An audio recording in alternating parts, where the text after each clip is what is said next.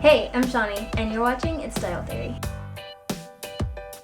Okay, so today I'm talking about the Pretty Little Liars spring finale, season 4, episode 24, A is for Answers. Oh my gosh. This episode was... it was so... I don't even know what to say.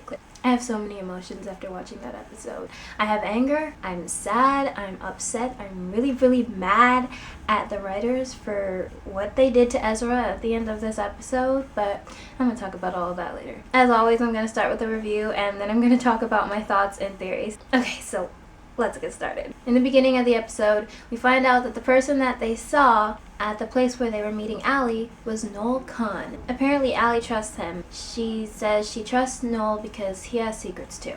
When the girls tell Allie that they think her mom is A, she isn't even that surprised. Noel has a plane ticket and a passport and everything ready, and it kind of seems like he might be leaving with her. She says that if they can't figure out who A is that night, she's gonna leave again, and this time she's not coming back. So she sits down and she really does tell the girls everything she knows. I gotta admit, when they said that in this episode Allie was gonna tell all, I didn't really think she would tell everything, but she really told everything. Wow. She gave us answers to questions that we've had since like day one. She gave us answers to questions that we've had for seasons. It's just crazy. I can't believe they really answered all those questions and just like told us everything. Well, not everything, of course, but they told us so much. So Allie starts telling the girls everything that happened, starting with the fact that she first started getting texts from A that Halloween a few years ago. So meanwhile, in Rosewood, Cece is now in custody because A actually did turn her in, and she's being questioned by Detective Holbrook. She gives him proof that Allie's alive. And we also learn, if Cece's telling the truth, that the person who killed the girl in the grave is the same one that's after Allie, so basically A. I think we might have already known a little bit about this, but we learned that Anne made a lot of creepy videos, like that's what he did. What I'm wondering is, did Melissa know about all of that? So Allison basically went to everyone who she thought was A back then, and she like threatened them. She even threatened Ian. She went to Jenna, went to Arya's dad. She even ruled out the 4 girls by putting them all to sleep. Meanwhile, in Rosewood, all of the moms are talking to each other because they don't know where their daughters are, and the police have started searching all of their houses. Because basically the investigation for where Allison is now that they know she's alive has gone like into full swing. And then Melissa comes back at like the worst possible time. Because apparently she ran into Toby in London. In all of London, she ran into him, and she came back because she was worried about Spencer, I guess. We learned that on the night Allison went missing, her mom didn't want her to even go out that night. And her mom was also on the phone talking like to someone, and she was pretty mad on the phone, but we don't know who she was talking to or what she was talking about. You know, she could have been talking to Jason. That's one idea. Everyone in the Hastings family is being questioned in this episode. And at first, the 3 of them don't even know the other ones are there until the end. And then they realize that they're being questioned because Spencer is in question for something. And Spencer's dad actually thinks that Spencer hurt the girl that's missing. First of all, he didn't even seem that surprised when Allie's mom was like, I just found out my daughter's alive. Like, he didn't even seem that surprised about that whole thing. Like Mrs. Hastings did. She seemed surprised. When Melissa realizes that her dad thinks that Spencer hurt the girl, she whispers something in her dad's ear, and then he looks like completely shocked. So the police track the girls' phones and Spencer's car, I think, and they find out that they're in Philadelphia. We finally learn how Allie and Ezra met. Like, based on the way they met and everything, and based on how apparently he didn't know she was that young when they met. That answers a few questions about Ezra. It shows that he wasn't like out to get Allie, or like she approached him in the first place, and he broke up with her as soon as he knew how young she was. It makes him look way better than he was looking a few episodes ago. I still don't get why he wanted to write a book about her so bad and why he went through all of that, but maybe it's just because he's really passionate about writing, and I don't know, maybe it's not because he had any like bad motives. But I still don't get why he would go through all of that to try to find Allison. Like, apparently he went all the way to Georgia to talk to Shauna, and apparently he thought he'd be able to win Arya back and stuff. So Allie tells us that Spencer never hit her. But then that brings up the question of why does Spencer have this memory of hitting someone and the blood splattering on her face if she didn't hit Allie? Then Allie tells the girls that what happened that night is she went home after ruling out everyone that she thought was A, and she didn't get any more text messages, but then like when she was in front of her house, she gets hit with a rock and she goes unconscious, and her mom saw it all. And when she wakes up, she's in this hole in their yard and her mom is burying her. Her mom kept saying, "What have you done?" I'm going to talk about that in a minute. Mrs. Grunwald pulls Allie out of the hole. I don't even know why she happened to be there. It probably wasn't coincidence that she was there. And then Allie's walking and Mona happens to be driving by. That probably wasn't a coincidence either. And Mona takes her to a hotel and stuff and helps her. And Mona's like, maybe you should die. As in, maybe you should disappear. And so Mona helps her like get new clothes and stuff. Little does Allie know, in the other room, Mona has this whole creepy place with a million Allie pictures and an Allie doll and a dollhouse and stuff. And so, yeah, Mona had some stuff going on back then. So the police arrive to where they think the girls are, but they like can't find the girls for some reason. And then A arrives at the cafe. Anyway, A has a gun, and the 5 girls freak out and they run to the roof. They can't call the police because Noel has their phones. That part I didn't get. Did they really give Noel all of their phones because they trusted him that much? Like, that seems really stupid to me, but I guess that happened, and so Noel has their phones. And then another thing I was wondering, where did Noel just disappear to that he wasn't anywhere near any of this drama? That's another thing I was wondering. So anyway, they're on the roof, and Ezra shows up on the roof, and then A shows up on the roof, and Ezra tries to fight A. Then A drops the gun, and Hannah gets it, and they all tell A to take off his mask, or her mask, but it seemed like a he. Anyway, A jumps off the roof at the last moment. When Ezra's fighting A, he's like, "Stop, I know who you are." But did he really know who he was, or was he just saying that? I think he really knew. But then if he really knew, why didn't he say it? So then A's gone. Arya goes up to Ezra, and we see that he's shot. And he like collapses, and oh my god. Oh my gosh. We don't know if he died, but it was not looking good for him. He was shot like in a place where it looked like he was losing a lot of blood, and we don't know if he gets help. We'll find out. It looks like he probably died. Oh my god, when I saw that scene, I tried so hard not to start crying. Oh my god. I don't want Ezra to die.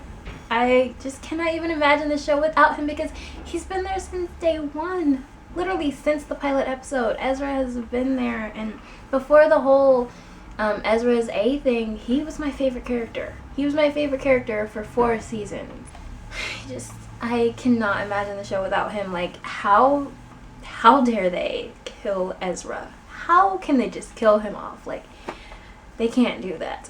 And like, from a writer's point of view, wouldn't the show be more interesting if he survives? Okay. Anyway, the episode ends with Mrs. De Laurentiis being dragged off by someone, and then we see her in a hole, and somebody's burying her, and she looks dead, but to me she didn't really look dead, but someone's burying her. That was a shock. Like, it was just one shock after another. Okay, so let's talk about this episode. First, I'm gonna say all of the questions that we have at this point, because we got so many answers, but it also means that we have new questions now. So here are the questions I have. Why did Noel take all their phones, and where in the world did he go? Although that one isn't really a big question, because he could have just gone like next door or something. It seems like Allison trusts him and stuff, and he had the tickets ready. So where's Ian, since he's alive, and is he on the A-team? What did Melissa tell her dad? What does Cece have to do with all of this? Is Mona still crazy? Who is the other girl in the grave? They didn't really give us anything on that. And why didn't Allison mention her? Does that mean Allison doesn't know who she is? Does that mean Allison's hiding that? Why did we see blood splatter on Spencer's face if she didn't hit anyone? And why did Spencer walk away from Allison taking the shovel with her? I don't think that was a coincidence or just a random thing. I mean, I think there's a reason they showed her taking it with her. Who hit Allison?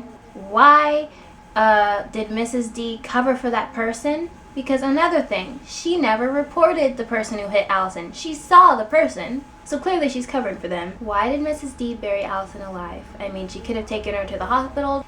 She knew she wasn't dead. I mean, you don't die that easily. Who buried Mrs. D in the end? Who was the person on the roof? Was it someone just on the A team, or was it Big A? Then is Ezra alive? Will the police find the 5 girls, or will Allison get away? What's A's motive? And if there are 2 different A teams, what are their different motives? And then who's the girl in Allison's grave? Thoughts on this episode? Like I said, it was just so strange actually getting all of those answers. Like, unfortunately, they just created so many problems for themselves. Like, they didn't create it for themselves, but you know what I mean? Like, Hannah had the gun, and so her handprints are all over the gun now, and now Ezra's probably dead, and so she's going to be questioned, or all 5 of them are going to be questioned, which sucks. It's just another situation where they're being framed for something they didn't do. I think it's really interesting that Noel came back. Okay, so theories after this episode. As the episode went on, I started to think they were going to disprove the twin theory, but they didn't.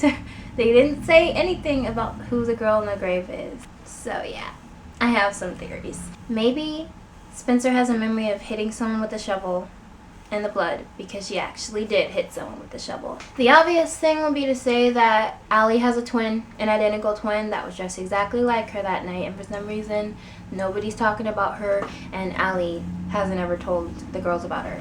Or there was just another girl that was dressed exactly like her that night, or Spencer just hallucinated that or made that memory up. But besides that, just the twin theory in general, if you want to know my thoughts on the twin theory, watch my last PLL review, because I talk about how I think maybe Allie had a twin that Spencer's mom liked more, or something like that, and for some reason, nobody knows about her. I don't know. I still believe in the twin theory. But honestly, okay, so I believe in twin theory, but based on this episode, it seems kind of like it could also be just someone else at this point. Some people think Jason might have a twin. That's another interesting idea. But yeah, the person in the grave, I'm open to it also being someone else, because it seems like that would open up a lot of things that could happen with the story and everything, who runs in their circles and everything. What if the person in the grave is connected to whoever A is, and those 2 situations have something to do with each other? The person on the roof, I think that it was, some people have been saying on Facebook that it could have been Jason. And it kind of looked like it could have been Jason, because it looked like a strong person, and we saw that they could jump from roofs, run and stuff, and I don't know, it just looked like a strong person. Somebody said that it could have been Jake. Yeah, it could have been Jake, but Jake really, I've never suspected him, especially since Arya found him. It seems like it would be too coincidental if he was also on the A team. It could have been Ren. Like I said, I started suspecting Ren is on the A team or Big A lately. And he doesn't have anything that makes him look guilty, except for the fact that he's always around Radley, and he spent so much time talking to Mona. He good friends with Mona, Spencer, and he started to become friends with Hannah. There's a lot of little things. He looks like he's a good person. Someone recently commented on one of my videos that Ren had made a comment to somebody that I completely forgot about. He said something like, "We don't play for the same team," or something like that. And I think that's a big sign he has to do with something. Anyway, or he could just be the sweet guy that he seems like he is. And we haven't seen him in forever. That's another thing. I don't think the person on the roof was Big A, because, I don't know, it could have just been a member of the A team. Theories on who Big A is. Ren, like I said, could be Jason, but he would have to really hate Allison. It could be Mona. Maybe she's still kind of crazy. And like I said, it could be someone having to do with the girl in the grave, who we still know nothing about. That's a really big mystery that is really interesting to me, and I can't wait to learn more about that. Season 4 is over. Wow. So basically, I'm just going to be mourning the death of Ezra, if he's dead. Maybe I shouldn't, though. Maybe I should keep hope that he's alive. What do you guys think? Do you think he's alive or dead? Sure, I got mad at him over the last few episodes, but I still didn't want him to die. And it's clear that Arya didn't want him to die either. Anyway, what are your theories on everything that's happened so far? Melissa, I knew Melissa was coming back and I knew she was guilty. I've known this since the beginning. Yeah, that's all for this review. Check out my channel to see the other kinds of videos that I do. But on Thursdays, while Pretty Little Liars is on break, I have some other cool plans for Pretty Little Liars related videos, so stay tuned for that. I'll see you guys with reviews again in the summertime, in June. How I'm gonna survive that long without the show, I don't know. I do not know. What are your survival tips for time without PLL? Don't forget to give this video a thumbs up if you enjoyed it. Subscribe because I upload new PLL reviews every Thursday, and I'm going to be doing other PLL videos, like I said, on Thursdays. And I also do food videos, DIYs, fashion videos, and other cool stuff. Okay, I'll see you guys in my next video. Until then, can you keep a secret? I'm talking about a movie called The English Teacher. The film stars Julianne Moore, Michael Angarano, and Greg Kinnear.